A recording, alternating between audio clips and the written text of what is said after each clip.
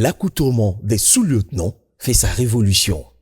La nouvelle tenue portée par les élèves officiers d'active est réalisée avec le prestigieux pagne gourmanché, le sansangou, tissu ancré dans la tradition des gourmanchés.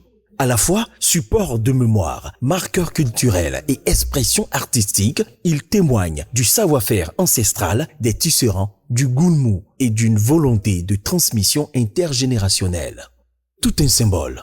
C'est un pagne porté à la fin de l'initiation en pays Goulmou. Fini alors les tenues importées à coups de millions de francs CFA. Place aux vêtements d'apparat des officiers, made in Burkina. Point de fil importé, tout est fait au Burkina Faso par des Burkinabés. Le savoir-faire des artisans est valorisé par une armée en marche vers son endogénéisation, sa souveraineté.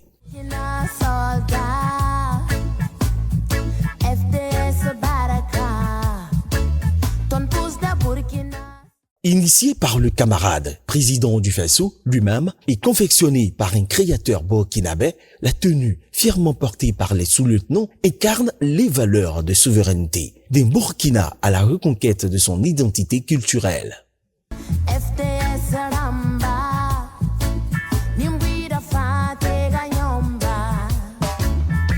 À la manœuvre de cette mutation, de cette rupture, de cette volonté de se départir des symboles de l'impérialisme sur notre armée, le camarade, capitaine Ibrahim Traoré, président du Faso, chef suprême des forces armées nationales, déterminé à bousculer les paradigmes pour un Burkina Faso nouveau, souverain, avec une armée véritablement endogène.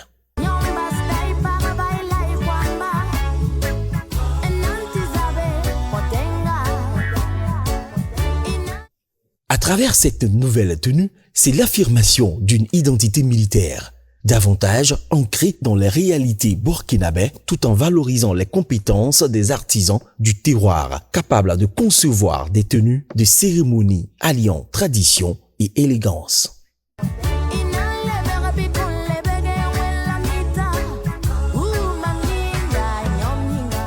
Cette réforme vestimentaire s'inscrit pleinement dans la dynamique de la révolution progressiste populaire, RPP, qui fait de la valorisation des savoir-faire locaux, de la consommation des produits nationaux et de la réaffirmation de notre identité culturelle des leviers essentiels de développement et de souveraineté.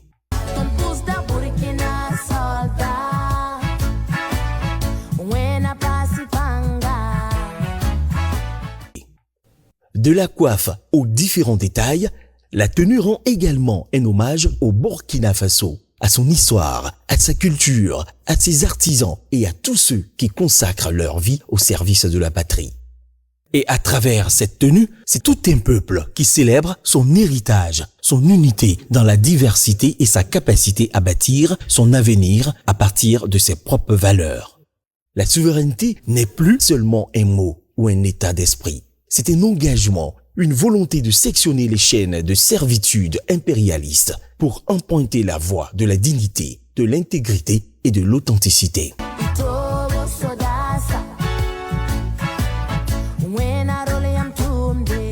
Cet engagement et cette volonté se lisent chaque jour, à chaque acte posé par le leader de la révolution progressiste populaire.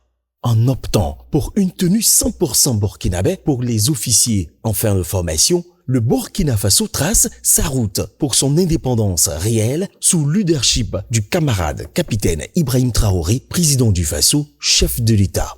Et la dynamique enclenchée par la révolution progressiste populaire est irréversible vers un Burkina Faso pleinement souverain. Nous sommes dans une sous-région en ébullition, un monde en ébullition, un monde de prédation, et la guerre qui nous est imposée aujourd'hui, on doit tirer beaucoup de leçons de cette guerre.